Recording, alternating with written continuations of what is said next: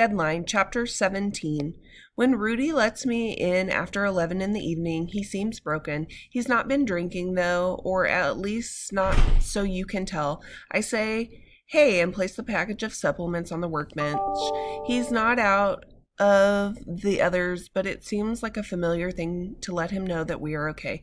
What are you doing back here? I asked. I pointed to the sack. Here to make you well. What I have doesn't get well. I was expecting the cops. No cops, I say. Why not? Well, there's a statute of limitations on charging you, and besides, I didn't tell anybody. Maybe you should have. Look, Rudy, what you did was seriously fucked up, and I mean fucked up. But you obviously already know that, or you wouldn't have spent the last however many years of your life drunk and lost in Podunk, Idaho. But man, you gotta convince me you haven't done it to anybody else. I mean, I looked on the internet. If I had done it to anyone else, I wouldn't be here, he said. I wouldn't be anywhere. I didn't have much by way of redemption, but I have that. I can't help it, right or wrong, I believe him. And you didn't try anything with me? You told me the truth.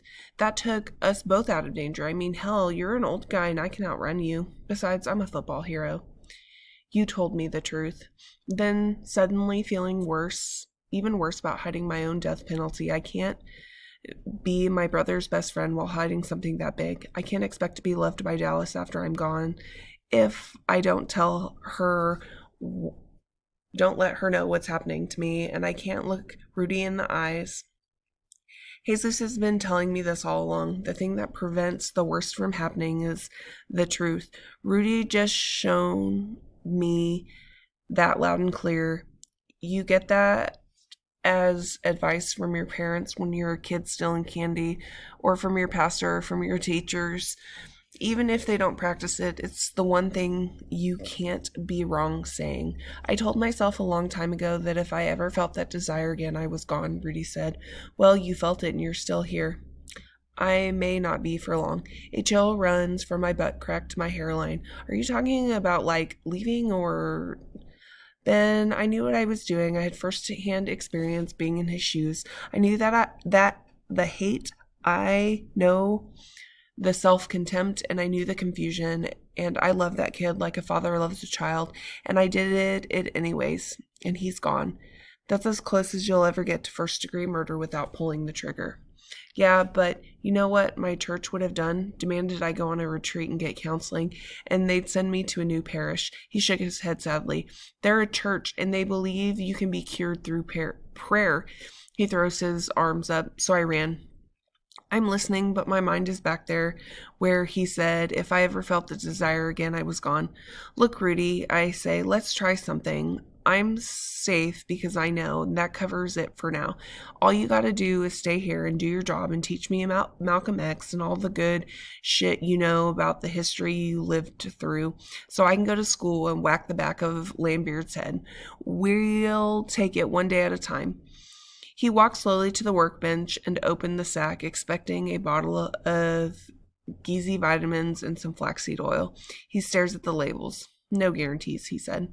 I drove towards home, thinking I got the best I could get. I suppose the thought of Rudy's possible death would scare me more if I didn't have my own to think about. I drove up and down the deserted main street at maybe 20 miles an hour. The community Christmas tree stands decorated and alone in the middle of the street, a traffic hazard for sure. This time of year, you could throw a sleeping bag under it at 8 p.m. and not worry about anything until 6 or 7 the following morning if it weren't for the freezing temperatures and the occasional possibility of a late night snowplow. I turn up one side of the street after another, gazing at colored lights surrounding windows and the occasional dim bluish light of the TV playing. The living room light is on in Coach's house, and I impulsively pull the pickup into his drive. I sit for a few minutes contemplating going in. I know what I want to say, but I can't find a way to do it. As I start the engine to drive away, his front door opens. Hey, I'd recognize the sound of that engine anywhere. What happened, Ben? Did my pickup truck finally find its way back home? Get in here. I sit on the couch while he pours me a Coke and pops a beer for himself. He sits. Talk. I say, could I ask you some questions without you asking any back? Probably not, he says, but I'll give it a go. Do you ever talk about your girlfriend? Which one? I've had lots of girlfriends. You mean Becky Sanders? I nod. I talk about her sometimes. There's not much to say. He sips his beer.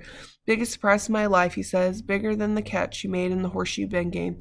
I swear, I'd already thought of a million ways I could lose her, mostly having to do with us going off in different directions after graduation, but I never thought a couple of shitheads playing on a dirt bike would get in her way. What was it like? Like taking a shot to the ribs from a Reggie Jackson home run swing, he says. My mom had to tell me I was working at Dad's service station and I left the place wide open and hauled ass for the bridge. The front of the car was nosed into the river. His voice trailed off and he shakes his head. An old bartender named Dakota, guy missing one hand, had a hook. There in the tow truck. I worked for him part-time at the bar when I wasn't working for Dad. He was kind of a mentor. In ways, he stopped me from going down to the car from seeing her. Coach takes another sip and smiles. You know, we lived in the high mountain air, and one of these days, when the sun was so bright, you have to squint without sunglasses. But I swear, as I drove back into town, the entire world was dim. It was dim for so long, it's still dim, I guess. He watches me play with the ice in my glass. What are you writing a paper? What's up? I say, is there anything that would have made it better? Could have made it better? I don't know. I curse God for not preparing me, but I don't know if you can be prepared for that. Maybe if someone you love has an illness or something you see coming, at least you'd be able to say goodbye and make sure everything was cool at the end. But no, I don't think there's any way to make it better. What's going on, Ben? I laugh. I'll ask the questions here. He laughs back. Someone you know in trouble? Not really, I said. I don't know. There's this old guy. You talking about Rudy McCoy? Yeah, kind of. He stopped drinking and stuff, but might not be in all that good of shape. Is he dying? Nah, I mean, I don't know. He just got me thinking.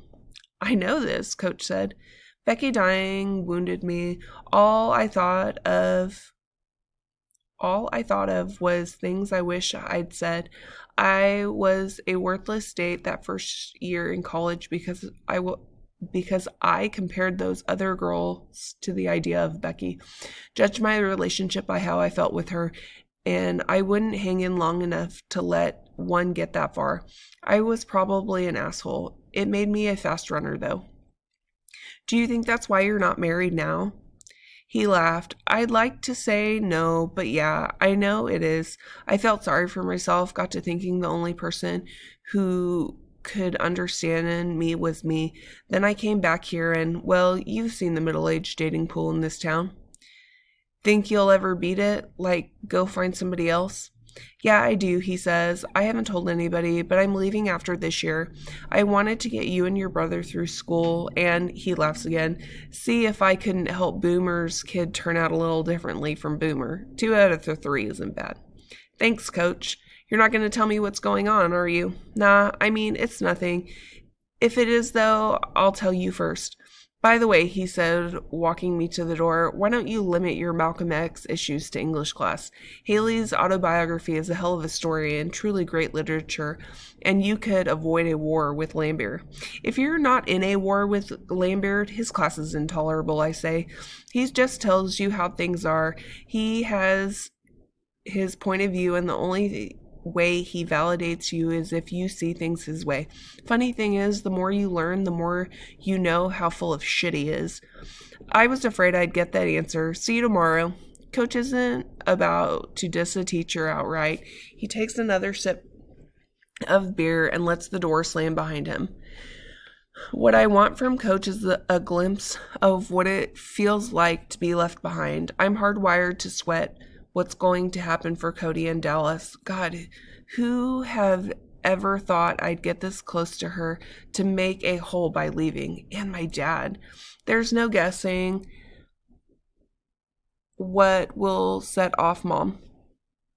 And what about Coach? He sounds invincible to me most of the time, but he had about as much sneaking up behind you death as he needs. I drive back to the house, get my running stuff, and head out on a course I used for cross country back in the day. I measured it by the quarter mile so I could do interval trainings and measured my exact conditioning level so I know exact distances.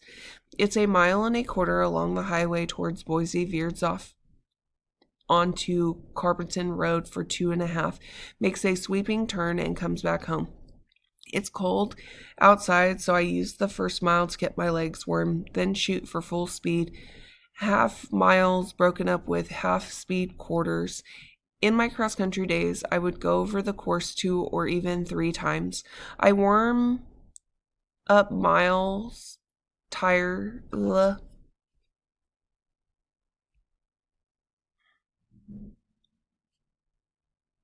The first full speed half mile leaves my lungs burning, so I take the first half speed quarter mile a lot more quarter speed, and by the time I'm through the second half, I'm thinking I get it, that I'm not in great running shape, but football didn't end all that long ago. I have been running no less than 4 days a week. It's starting. I take the next quarter jog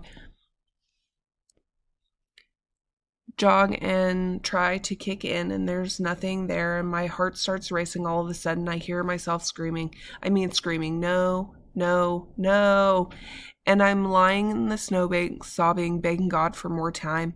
I can't stop my racing heart, and I'm thinking Doc didn't say anything about this shit giving me a heart attack before I realize it's panic, adrenaline. I lay there staring at the blanket of stars, wet cold seeping through my jacket, and take deep breaths between convulsions to slow my heart. I'm nearly soaked by the time I'm ready to get up. I'm shivering and walk to the house. I run a hot bath, turn off the bedroom light, and sit in a pitch darkness. I was going to tell, I really was, Dallas, Cody, Rudy, Coach at least, but how do I do that now? I've been talking myself into imagining dealing with them, but how can I deal with me? I feel my bravery leaking out into the warm bathwater. I can't let them see me weak. It would ruin everything. Going out quietly is becoming a lot more complicated than I thought. In the early evening on Christmas Eve, my brother and I ride down to the football field to work on agility drills.